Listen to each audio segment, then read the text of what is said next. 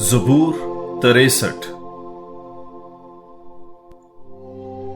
ऐ खुदा, तू मेरा खुदा है। मैं सरगर्मी से तेरी तलाश में हूं, उस खुश्क और प्यासी जमीन की मानिंद जहां पानी नहीं होता। मेरी जान तेरी प्यासी और मेरा जिस्म तेरा मुश्ताक है। मैं इसी तरह मक्तिस में तुझे ताकता हूं, ताकि तेरी कुदरत और तेरे जलाल को देखूं। चूंकि तेरी शफकत जिंदगी से बेहतर है, मेरे लबों से तेरी तारीफ होगी। मैं जिंदगी भर तुझे यूं ही मुबारक कहा करूंगा। मैं तेरा नाम लेकर अपने हाथ उठाया करूंगा।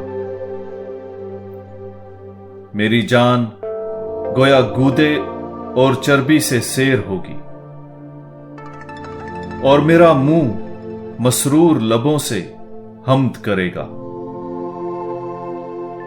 मैं अपने पलंग पर तुझे याद करके रात की बेदारी में तुझ पर ध्यान करूंगा, क्योंकि तू मेरा मददगार बना हुआ है, और मैं तेरे परों के साए में शादमानी करता हूं। मेरी जान तेरे पीछे लगती रहती है। तेरा दस्ते रास्त मुझे संभालता है। मगर जो मेरी जान की हलाकत के दर पे हैं, वो असफले जहान में चले जाएंगे। वो तलवार के हवाला किए जाएंगे। वो गीदड़ों का लुकमा होंगे।